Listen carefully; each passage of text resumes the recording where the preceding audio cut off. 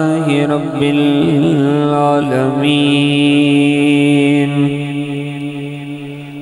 والعاقبة للمتقين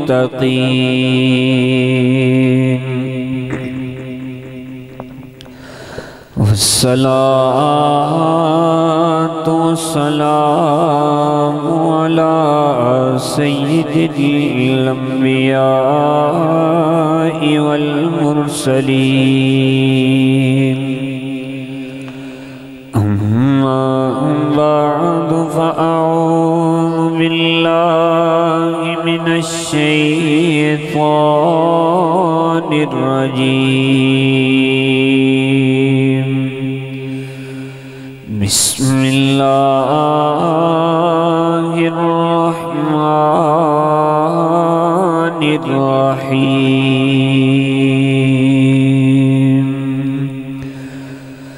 وإذ يرفع إبراهيم القواعد من البيت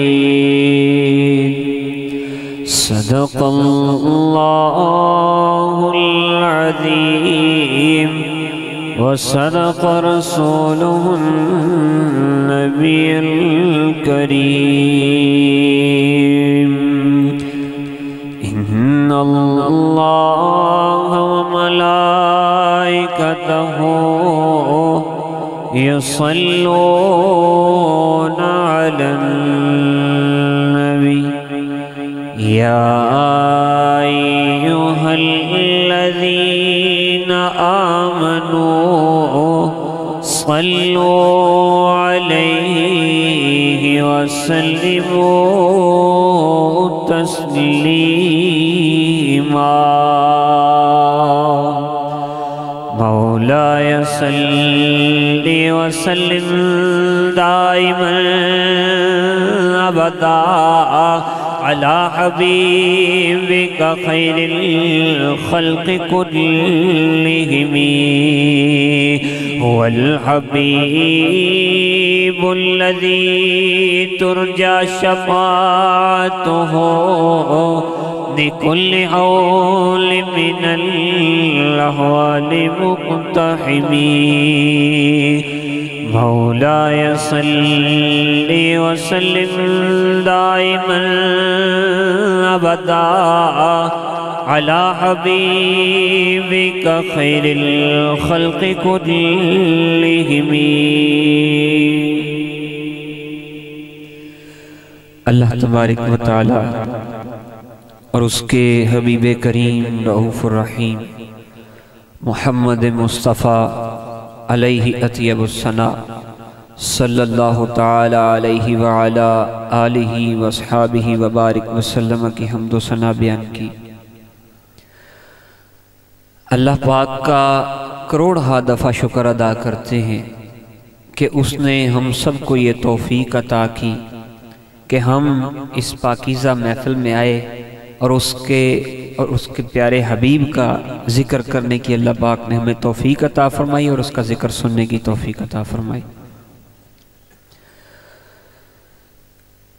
میں آپ تمام احباب کا شکریہ ادا کرتا ہوں کہ آپ اس پاکیزہ محفل میں تشریف لائے، اور قبلہ پیر صاحب آپ کا بھی جو ہے تہ دل سے مشکور ہوں کہ آپ بھی اس محفل کی زینت بنے، اور انتظامیہ کا بھی تہ دل سے مشکور ہوں کہ انہوں نے مجھے اس قابل سمجھا کہ مجھے یہاں بیان کرنے کے لیے بلایا، دعوت دی۔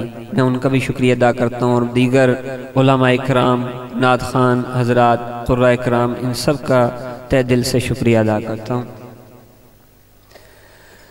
میں نے جو آیہ کریمہ چنی، تھوڑا سا حصہ بس اس کا تلاوت کیا کہ وَإِذْ يَرْفَعُ إِبْرَاهِيمُ الْقَوَائِدَ مِنَ الْبَيْتِ وَإِسْمَاعِيلُ، یعنی حضرت سیدنا ابراہیم علیہ السلام کا تذکرہ تھوڑا سا میں بات کو یہاں سے شروع کروں گا کہ حضرت سیدنا ابراہیم علیہ السلام نے خانہ کعبہ شریف کی جب تعمیر کی، اس وقت اللہ تبارک و تعالیٰ نے یہ ارشاد فرمایا کہ یاد کرو اس وقت کو جب حضرت سیدنا ابراہیم علیہ السلام نے خانہ کعبہ شریف کی تعمیر کی۔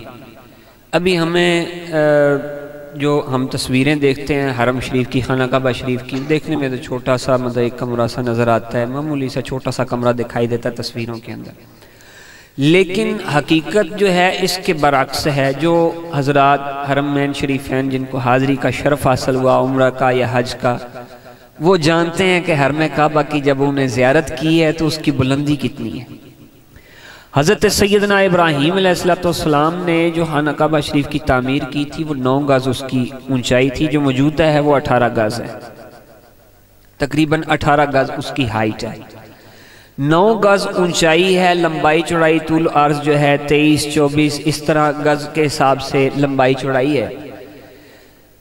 تو یہ صورتحال تھی، خانہ کعبہ شریف تعمیر کیا، نہ ہی کوئی ان کے پاس اوزار تھے، نہ ہی کوئی جدید کوئی مشینری تھی، پہاڑوں پر سے پتھر توڑ کے لاتے۔ جو حجاج کرام گئے ہیں، حج کا شرف حاصل ہوا یا عمرے کا، غار ثور بھی گئے، غار حرات پر بھی گئے، پہاڑی پر چڑھے تو پتہ لگتا ہے کہ کتنی مشقت ہے وہاں، کتنی مشقت کے ساتھ کتنی محنت کر کے اوپر پہاڑ پر چڑھنا پڑتا ہے۔ اب ان پہاڑیوں پر سے جس طرح ان 2 پہاڑوں پر چڑھ کر ہم نے دیکھا، محسوس کیا، تو اس کیفیت کو سوچ کر اگر دیکھا جائے تو ان پہاڑوں کے اوپر جب چڑھ کے وہاں سے پتھروں کو کاٹا، توڑ کر لائے، ایک پتھر کو لا کر جناب کوشش کی، تراش کے خانہ کعبہ شریف کی دیوار میں نصب کیا۔ اب خانہ کعبہ شریف بنایا اتنی محنت کر کے، اندازہ اگر کیا جائے تو محنت کر کے کم از کم بھی دن کے زیادہ سے زیادہ بھی 6 7 یا 8 پتھر ہوں گے جو توڑ کے اوپر پہاڑی سے نیچے لائے جا سکتے ہیں، اتنی مشقت، اور بڑے بڑے پتھر تھے۔ اب خانہ کعبہ شریف کی ہائٹ 9 گز، کم از کم بھی کافی وقت، کئی مہینے لگ گئے ہوں گے اسے تعمیر کرتے ہوئے۔ اب اتنی محنت مشقت کی، اللہ پاک نے حکم دیا خانہ کعبہ شریف تعمیر کیجئے۔ اب تعمیر کیا خانہ کعبہ شریف، اب جواب میں جب آپ نے رب کے آگے التجا کی، مانگنے کا طریقہ، ہمیں مانگنے کا طریقہ اپنے رب سے مانگنے کا طریقہ نہیں آیا، سلیقہ نہیں آیا، تو اللہ پاک نے قرآن میں طریقہ بتایا۔ انبیاء کے قصے ایسے نہیں ہیں ہم صرف پڑھ دیتے ہیں، بس ٹھیک ہے جی انبیاء کے قصے ہیں، سابقہ امتوں کے قصے ہیں، بس ٹھیک ہے پڑھ لو۔ یہ ہماری رہنمائی اور ہماری جو ہے ہمیں سیدھے راستے کی طرف رہنمائی کے لیے ہے۔ اب یہ جو قصے بیچ میں بیان کیے گئے ہیں، گزارش ہے ایک کو بالکل بند کر دیں، سادہ رہنے دیں۔ تو یہ جو ہماری قصے بیان کیے گئے ہیں، خانہ کعبہ شریف کے تعمیر کا بھی یہ قصہ ہے۔ حضرت سیدنا ابراہیم علیہ السلام، آپ نے خانہ کعبہ شریف تعمیر کیا، تعمیر کرنے کے بعد اتنا بڑا کارنامہ سر انجام دیا، اللہ پاک کا حکم ہے۔ جب اللہ پاک نے حکم دیا نماز پڑھو، نماز پڑھی، نماز پڑھنے کے بعد اللہ پاک نے کہا مجھ سے دعا مانگو، دعا مانگتا ہے بندہ تو مانگے کیا؟ اب جو بادشاہ وقت ہو، بادشاہ وقت کی بارگاہ میں جب بندہ جائے اور جا کر جو ہے وہ دنیا و جہان کے اس کے ہاتھ میں خزانے ہوں، اور جا کے کہے جناب مجھے جناب کاسا لے کر جائے، پیالہ لے کر جائے، اس میں مجھے کوڑیاں ڈال کر دے دے، اب وہ کوڑیاں خود مانگ کر لے کر آئے، اور بعد میں کہے دینے والے کا قصور ہے، اس میں دینے والے کا تو قصور نہیں ہے نا، دینے والے کے تو خزانے بھرے ہیں۔ اس نے کہا مانگ کیا مانگتا ہے، اب مانگنے والے کا قصور ہے، وہ جو ہے کوڑیاں مانگ کر لے کر آ گیا، کوڑیاں ڈال کر لے کر آ گیا، کیونکہ مانگنے کا سلیقہ نہیں ہے۔ تو اللہ تعالیٰ نے سلیقہ سکھایا۔ حضرت سیدنا ابراہیم علیہ السلام، آپ نے جب خانہ کعبہ شریف تعمیر کر لیا، دعا کیا مانگی؟ کہا کہ ربنا تقبل منا انک انت السمیع العلیم، کہ اے میرے پروردگار تو جو ہے اس ادنا سی ہماری کوشش کو، اتنی محنت کی، اتنی مشقت کی، کتنے مہینے لگ گئے، کتنے دن لگے، کتنی محنت کے ساتھ پتھر توڑ کر لائے، کعبہ شریف تعمیر کیا، اور کہا ربنا تقبل منا۔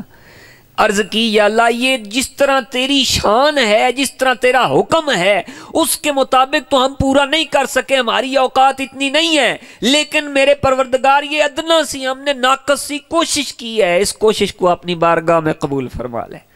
ربنا تقبل منا انک انت السمیع العلیم۔ اور پھر اللہ پاک نے فرمایا قبول کر لیا، اب آگے کیا مانگتے ہو؟ پھر آگے مختلف دعائیں مانگتے چلے گئے، کہا کہ ہمیں صرف اتنا نہیں ہے کہ یا اللہ کہ ہم نے اب تیرا حکم مان لیا، آگے تیرا حکم نہ مانے، ربنا وجعلنا مسلمین، ہمیں ہمیشہ تیرا حکم جب بھی آئے تیرے آگے سر جھکانے. مسلمان کا مطلب ہوتا ہے اللہ کے آگے سر جھکانے والا، اس کے حکم کی اطاعت کرنے والا، فرمانبرداری کرنے والا. ہم تیرے آگے سر جھکانے والے ہو جائیں، ہم تیرے آگے سر جھکانے والے رہیں، ہر وقت تیرے حکم کی تابع رہیں. جس وقت تیرا حکم آئے ہم اس وقت تیرے حکم کے آگے سر جھکا دیں، سر تسلیم خم کر دیں. آگے کہا کہ لَكَ وَمِن ذُرِّيَّتِنَا أُمَّةً مُسْلِمَةً لَكَ. پھر میرے پروردگار اللہ پاک نے فرمایا یہ بھی قبول کیا، اور کیا مانگتے ہو؟ کہا عرض کی یا اللہ ہماری جو اولاد ہے وہ بھی ساری کی ساری تیرے آگے سر جھکانے والی ہو. تیرا حکم آئے تو ہماری آنے والی اولاد بھی تیرے آگے سر جھکائے. اللہ پاک نے فرمایا یہ بھی قبول کیا. اب اور کیا مانگتے ہو؟ پھر عرض کیا ربنا وابعث فیہم رسولا، یا اللہ ان میں سے رسول بھیج، ان میں سے کیا بھیج؟ رسول بھیج. فرمایا یہ بھی قبول کیا. اور کیا مانگتے ہو؟ کیسا ہونا چاہیے رسول؟ عرض کیا یتلو علیہم آیاتک، یا اللہ وہ تیری آیتیں تلاوت کر کر کے سنائے. کہا ہو گئی. یہ بھی قبول کیا. اور کیسی خوبی ہو؟ عرض کیا یا اللہ صرف آیتیں تلاوت نہ کرے بلکہ کیا کرے؟ وَيُعَلِّمُهُمُ الْكِتَابَ، وہ ان کو کتاب کا علم بھی عطا کرے. پھر کہا، پھر اللہ تبارک تعالیٰ نے فرمایا کہ یہ بھی قبول کیا. اور کیسا محبوب ہونا چاہیے؟ عرض کیا یا اللہ صرف وہ کتاب کی جو ہے کتاب کا علم ہی نہ دے بلکہ کیا کرے؟ والحکمت، اس میں جو حکمت کی باتیں ہیں، دانائی کی باتیں ہیں، عقل مندی کی باتیں، ان سب کو جو ہے ظاہر کر کے لوگوں کو بتائے، حکمت کی باتیں بھی بتائے. پھر فرمایا یہ بھی قبول کیا. اور کیسا ہونا چاہیے؟ عرض کیا یا اللہ وہ کیسا رسول ہو صرف حکمت کی باتیں نہ بتائے کہ وہ کتاب کی تلاوت کرتا رہے، کتاب کی آیتیں تلاوت کرے، پھر اس کا علم بھی دے، اس کے اندر جو حکمت کی باتیں ہیں وہ بھی بتا دے، پھر لوگوں کو فائدہ ہی کچھ نہ ہو. فرمایا عرض کی میرے پروردگار وَيُزَكِّيهِمْ، وہ ان کو پاک بھی کر دے. تزکیہ نفس اسی سے نکلا ہے، انہیں پاک بھی کر دے. وہ انہیں پاک بھی کرنے والا ہو، لوگوں کے دلوں کو، ظاہر کو بھی پاک کر دے، باطن کو بھی پاک کر دے. یہ چار چیزیں ہیں، یہ چار منصب ہیں جو نبوت میں آقا کریم علیہ السلام کو عطا ہوئے. اور آقا کریم علیہ السلام کے یہ چار منصب، ان چار منصبوں کو سنبھالنا یہی ہے ورثہ آقا کریم علیہ السلام کا. اللہ تبارک و تعالیٰ کے حبیب کریم صلی اللہ علیہ وسلم نے فرمایا کہ ان العلماء ورثۃ الانبیاء. ترمذی شریف کے اندر ہے کہ ان العلماء ورثۃ الانبیاء، کہ علماء جو ہیں یہ انبیاء کے وارث ہوا کرتے ہیں. اور انبیاء کی وراثت یہ نہیں ہے، انبیاء کی وراثت کوئی دولت نہیں ہے، کوئی مال نہیں ہے، بلکہ انبیاء کی وراثت کیا ہے؟ انبیاء کی وراثت ہے علم. انبیاء کی وراثت کیا ہے؟ قرآن. انبیاء کی وراثت کیا ہے؟ حکمت کی باتیں. انبیاء کی وراثت کیا ہے؟ تزکیہ نفس ہے. یہ چار چیزیں انبیاء کی وراثت ہیں، نبی کریم صلی اللہ علیہ وسلم کی وراثت ہیں. پہلی وراثت کیا تھی؟ یتلو علیہم آیاتک، وہ آیتیں تلاوت کر کر کے سنائے. تو یہ بیڑا کس نے سنبھالا؟ یہ مفسرین کرام نے سنبھال لیا. مفسرین کرام نے اس شعبے کو سنبھالا اور اس شعبے کو سنبھال کر اس پہ عمل کیا. قرآن کی اصول تفسیر لکھے، قرآن پاک کے ترجمے کیے، قرآن پاک کی تفاسیر لکھیں. اب دوسرا شعبہ کون سے علماء نے سنبھالا؟ دوسرا شعبہ تھا وَيُعَلِّمُهُمُ الْكِتَابَ، وہ کتاب کا علم دے. کتاب پڑھ لی ہے، کتاب تو اوپر سے دیکھ کر پڑھ لی، اس میں جو علم کی بات ہے وہ کون بتائے گا، وہ کون سمجھائے گا؟ یعنی قرآن کی تفسیر اور وضاحت کون کرے گا؟ وہ آقا کریم علیہ السلام کو فرمایا کہ آپ نے کرنی ہے. تو آقا کریم علیہ السلام نے جب قرآن کی وضاحت کی تو سرکار کا فرمان کیا ہے؟ حدیث ہے. سرکار کا فرمان کیا ہے؟ حدیث ہے. تو اب حدیث کی حفاظت کس نے کی؟ محدثین کرام نے. حدیث کی حفاظت کس نے کی؟ محدثین کرام نے. انہوں نے اس کی حفاظت کی. اور پھر آگے جو ہے تیسرا منصب کیا ہے؟ تیسرا منصب ہے والحکمت، حکمت کی باتیں بتائیں، حکمت کی باتیں بتائے، دانائی کی باتیں بتائیں، جو اس کے اندر راز چھپے ہوئے، ان چھپے ہوئے رازوں کو بتائے. وہ کیا تھے؟ وہ راز جب آقا کریم علیہ السلام نے بتائے اور پھر آقا کریم علیہ السلام کے توسط سے ہم تک پہنچے، علماء کرام نے پھر اس منصب کو جب سنبھالا تو وہ فقہاء کرام نکلے. اللہ تبارک تعالیٰ کے یہ جو نیک بندے ہیں ان کے بارے میں کیا ارشاد ہے؟ مَن یُرِدِ اللّٰهُ خَیْرًا یُفَقِّهْهُ فِی الدِّین، کہ اللہ تبارک و تعالیٰ جب کسی کے لیے بھلائی کا ارادہ کرتا ہے اسے دین کا فقیہ بنا دیتا ہے۔ دین کا کیا بنا دیتا ہے؟ فقیہ۔ تو علم فقہ کے جو تھے اصول کہ قرآن پاک میں سے اور حدیث میں سے کس طریقے سے مسائل کو نکالنا ہے، اور ہم نے جناب عبادت کرنی ہے تو کیسے کرنی ہے، نماز پڑھنی ہے تو کیسے پڑھنی ہے، قیام کرنا ہے تو کیسے کرنا ہے۔ اب علماء کرام نے، فقہاء کرام نے، جو علماء تھے جنہوں نے اس موضوع پر جو ہے محنت کی، ان کو مجتہد کہتے ہیں، اور وہ فقہاء تھے، انہوں نے اجتہاد کیا، محنت کی اور اس مقام پر پہنچے۔ اب اس کے بعد چوتھا شعبہ آ جاتا ہے۔ ہاں جی، چوتھے شعبے پر زیادہ تر اعتراض چوتھے شعبے پر ہی ہوتا ہے، تیسرے شعبے پر بھی ہوتا ہے لیکن کم، اس کا دفاع کرنے والے بڑے، لیکن چوتھا شعبہ قبلہ پیر صاحب ذرا یہ بات بڑی اہم ہے۔ چوتھا شعبہ ہے وَيُزَكِّيهِمْ، یعنی تزکیہ نفس۔ یہ شعبہ کس نے سنبھالا؟ یہ وہ علماء تھے جو تصوف کے قائم کا، تصوف کا جو ہے وہ علم رکھتے تھے، انہوں نے جو ہے علم دین پھیلایا بھی، علم دین بتایا بھی، اور لوگوں کے لیے لوگوں کا جو ہے نفس اسے پاک بھی کیا، تزکیہ نفس بھی کیا۔ وہ کیا کون تھے؟ وہ صوفیاء کرام تھے، وہ اولیاء کرام تھے، اللہ کے نیک ولی تھے۔ انہوں نے کیا کیا؟ ساری زندگی اللہ اللہ کا کرتے رہے، اللہ کا ذکر کرتے رہے، اور اللہ تبارک و تعالیٰ کا ذکر کرتے رہے، اور لوگوں کو بھی اللہ کے ذکر کی طرف مائل کیا، اللہ کی عبادت کی طرف لے کر آئے کہ اس طرف آنا ہے۔ یہ تزکیہ نفس کیا۔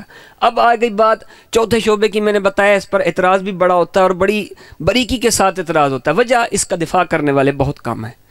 عرض یہ ہے کہ پہلا میں جواب میں دے دیتا ہوں کہ اگر مفسرین کرام سے کیا خطائیں نہیں ہوئی، میں یہ نہیں کہتا کہ اب اگر دیکھا جائے تو حضرت حضور غوث الاعظم دستگیر شیخ عبد القادر جیلانی رحمۃ اللہ تعالی علیہ، ان کی اگر کتابوں کا مطالعہ کیا جائے تو میں معذرت کے ساتھ جو استاد ہوتے ہیں نا، استاد یا پیر یا شیخ یا بزرگ کوئی بھی بڑا ہوتا ہے، اس کے جو چاہنے والے ہوتے ہیں نا، معتقد ہوتے ہیں، ٹھیک ہے، وہ اس کے لیے کیا کرتے ہیں؟ وہ اس کی شان بڑے جو ہے شد و مد سے بیان کرتے ہیں، بڑے ذوق اور شوق کے ساتھ بیان کرتے ہیں، اور بیان کرتے کرتے حد سے کئی دفعہ تجاوز بھی کر جاتے ہیں۔ اب ایسی باتیں نہ اس استاد نے کی ہیں، نہ اس شیخ نے کی ہیں، نہ اس پیر نے کی ہیں، نہ اس ولی کامل نے کی ہیں، بلکہ اس کے کنہوں نے کی ہے؟ شاگردوں نے کی ہے، اس کے چاہنے والوں نے کی ہے، ان کے مریدوں نے کی ہے۔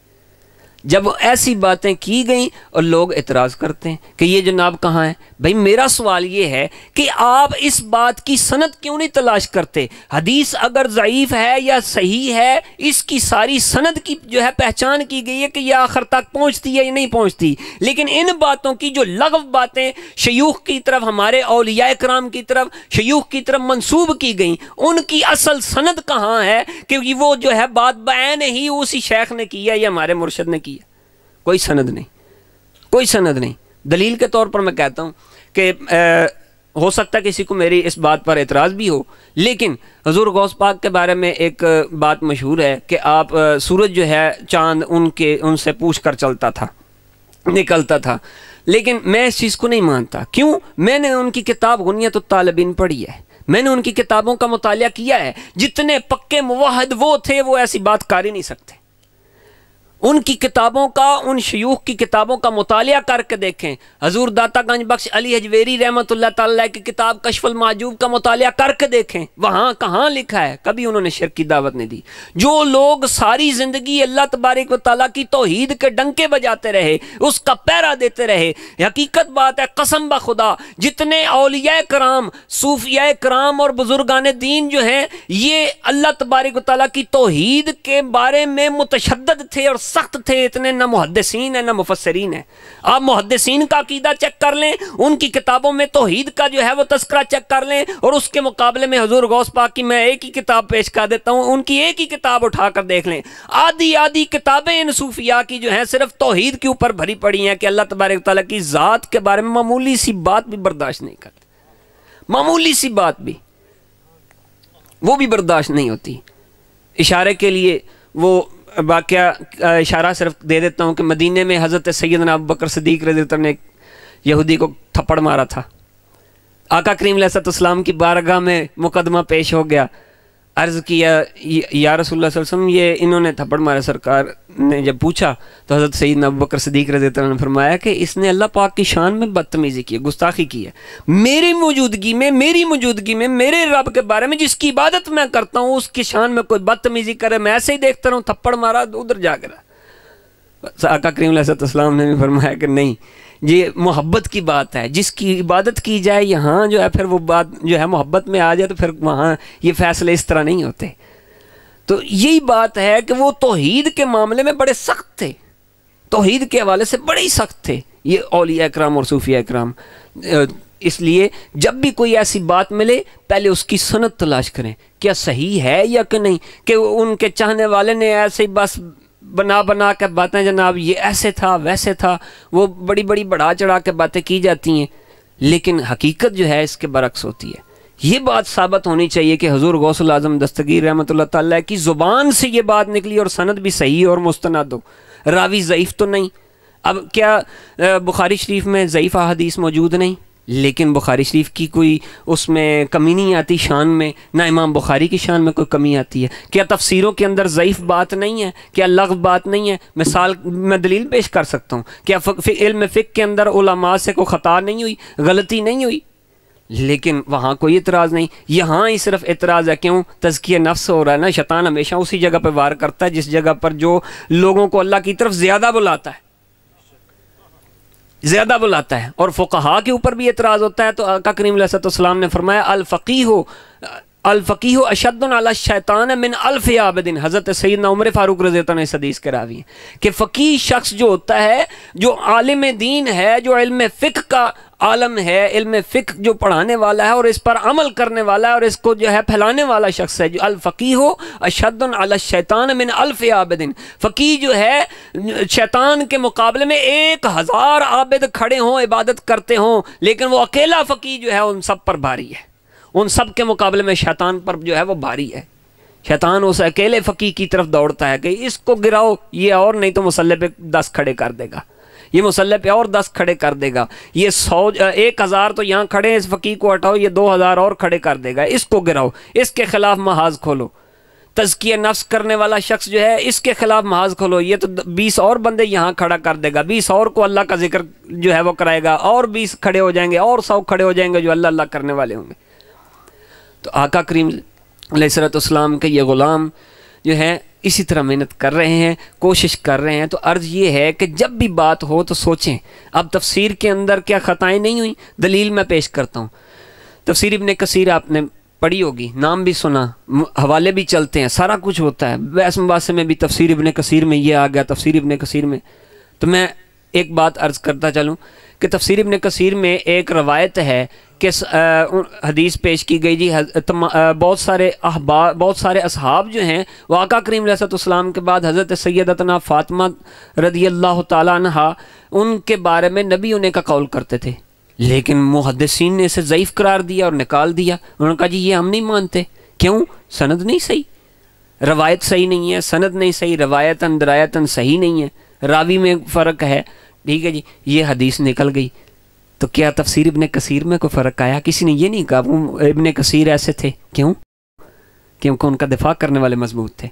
کیا بخاری شریف میں ضعیف حدیثیں نہیں ہیں؟ کیا بخاری شریف کے اندر ضعیف احادیث موجود نہیں؟ اگر ہیں تو ان پر اعتراض کیوں نہیں؟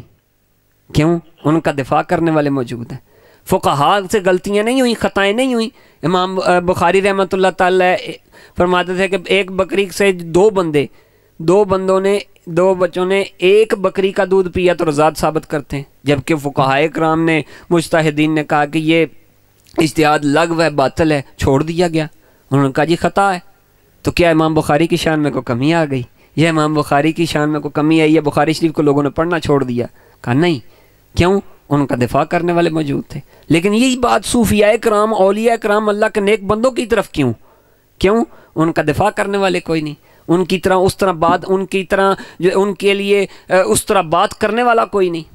یہ اولیاء کرام کے اوپر اعتراض کرنے والے جو ہیں ان کے لیے ہے کہ اللہ تبارک و تعالیٰ کے یہ نیک بندے، یہ اللہ تبارک و تعالیٰ کے بندوں کو اپنے رب کی طرف بلاتے ہیں، اور امام بخاری بھی ضعیف احادیث بیان کرتے رہے، مفسرین سے بھی ضعیف احادیث آئیں، اس کے بعد جناب فقہاء سے بھی خطائیں ہوئیں۔ اگر اس جگہ پر ان کے معتقدین سے، صوفیاء کے معتقدین سے اگر خطائیں ہوئی ہیں، اس کا یہ مطلب تو نہیں کہ تمام صوفیاء ہی غلط ہیں، تمام صوفیاء کو اسی ایک بات کے اوپر لے کر ساروں کو نشانہ بنا لیا جائے۔ تو عرض یہ ہے کہ بات کرنے سے پہلے تحقیق کریں، سوچیں کہ یہ بات کیسی ہے اور اس کی انتہا تک پہنچیں۔ تو دوسری بات جو شروع سے میں نے کہی کہ دعا مانگنے کا سلیقہ آنا چاہیے، اپنے رب سے کس طریقے سے مانگیں۔ اور پھر انسان ہیں، علماء ہیں، اگر ایک سے غلطی ہوئی ہے، دوسرے سے غلطی ہوئی ہے، سب علماء بھی جو ہیں، مولوی حضرات جو ہیں، ان کے کسی ایک سے غلطی ہو جائے، ہم جناب ڈنڈا لے کے پیچھے چڑھ جاتے ہیں، جناب مولوی صاحب نے ایسے کہہ دیا، ایسے کہہ دیا۔ عرض یہ ہے کہ علماء بھی جو ہیں آدم علیہ السلام کی اولاد ہیں۔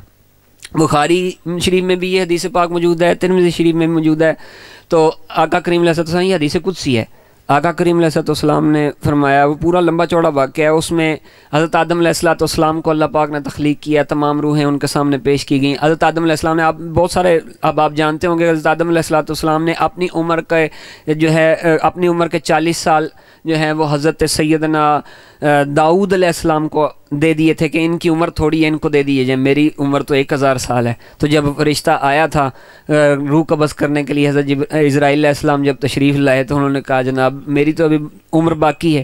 تو اللہ پاک نے فرمایا وَنُسِيَ آدم وَنُسِيَتْ ذُرِّيَّتُهُ، کہ آدم علیہ السلام کو بھلا دیا گیا، ہم نے آدم علیہ السلام کو بھلا دیا، اور آدم علیہ السلام کے بھولنے کی وجہ سے یہ عادت ان کی اولاد میں بھی پائی جاتی ہے، ان کی اولاد بھی بھولنے والی ہے۔ اس لیے علماء کرام بھی انسان ہی ہیں، آدم علیہ السلام کی اولاد ہی ہیں، ان سے بھی بھول ہو سکتی ہے، لیکن یہ بھول کا یہ مطلب نہیں کہ ہم جناب ان کے پیچھے جناب ڈنڈا لے کے چڑھ جائیں کہ جناب مولوی صاحب سے خطا ہو گئی ہے، یہ ایسے ہو گیا۔ ہاں غلطی ہو سکتی ہے، انسان ہے، غلطی خطا کا پتلا ہے، اللہ پاک معاف کرنے والی ذات ہے۔ تو اللہ پاک سے دعا ہے کہ اللہ پاک میری یہ ٹوٹی پھوٹی سی گفتگو کو اپنی بارگاہ عالیہ میں قبول فرمائے۔ وما علیہ الا البلاغ۔ ماشاءاللہ، سبحان اللہ، بڑے ہی خوبصورت انداز میں عالم نبیل، فاضل جلیل حضرت علامہ مولانا ظفر الحسن چشتی صاحب ہم سے مخاطب تھے، اور بڑے ہی خوبصورت انداز میں، ایک فکری انداز میں انہوں نے پیغام حق پیش کیا۔ اللہ تعالی حضرت کے علم میں، حلم میں برکتیں عطا فرمائے، مالک دارین کی نعمتوں سے مالا مال فرمائے۔ تو شاعر کہتا ہے، نہ ادا ضروری ہے نہ قضا ضروری ہے، نہ ادا ضروری ہے نہ قضا ضروری ہے، بس مصطفیٰ سے وفا ضروری ہے، مصطفیٰ سے وفا ضروری ہے، مصطفیٰ سے سجاحت چوکے مصطفیٰ سے۔ چشتی صاحب قبلہ جن شعبہ جات کا ذکر کر رہے تھے اور ترغیب دلا رہے تھے، وہ بھی وفا کرنے کا انداز تھا۔ ایک وفا وہ ہے سیفی برادران نے میرے بابا جی سے کی تھی، اور دنیا سے رخصت ہوتے ہوئے میرے بابا جی یہ فرما کر گئے، اور سیفی برادران کو اعلانیہ صورت میں میرے بابا جی دعائیں دے کر گئے۔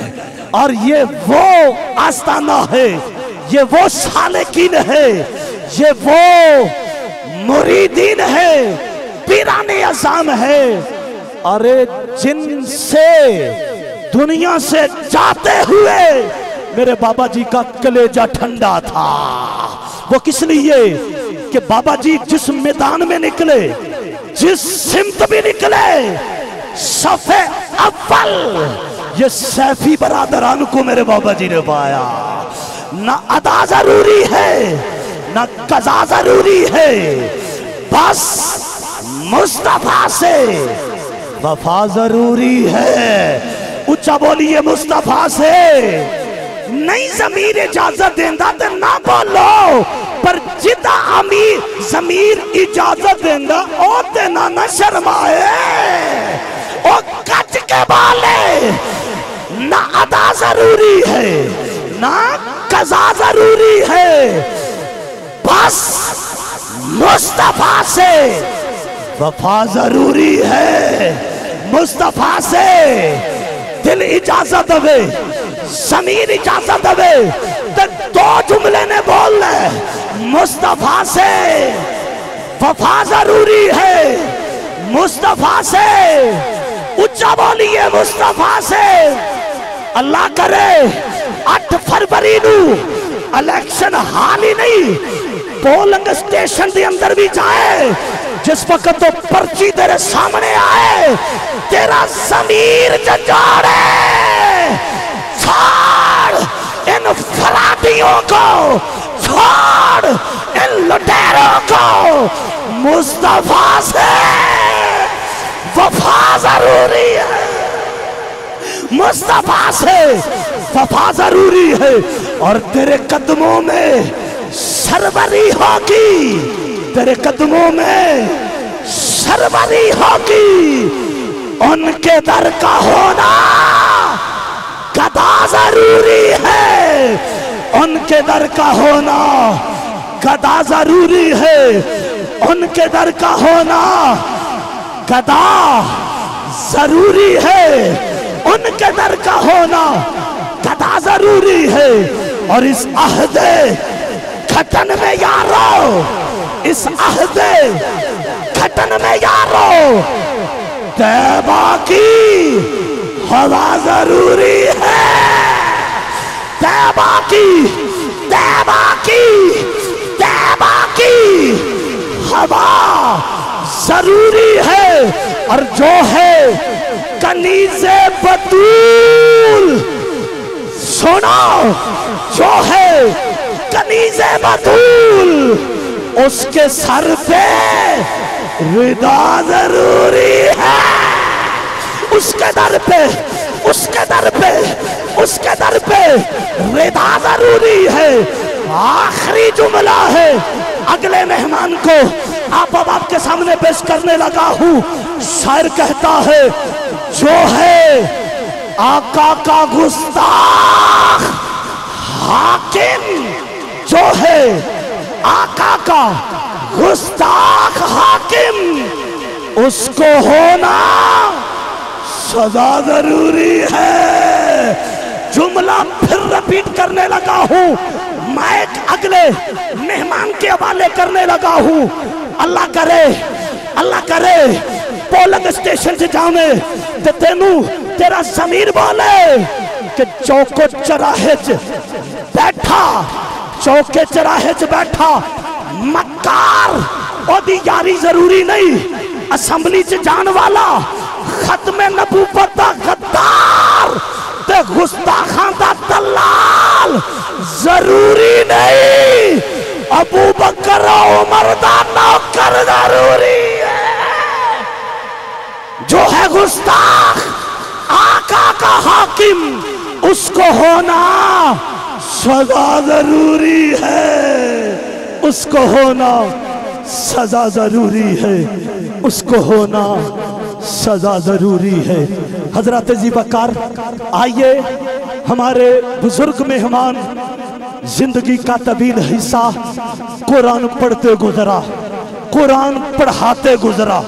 میری مراد زند القرآ استاذ الحفاظ جناب قاری محمد شفیق خادمی صاحب انتہائی ادب سے ملتمس ہوں نسخہ کیمیا کی تلاوت سے ہمارے قلوب و اذہان کو معمبر و معطر فرمائے۔ جناب قاری محمد شفیق خادمی صاحب۔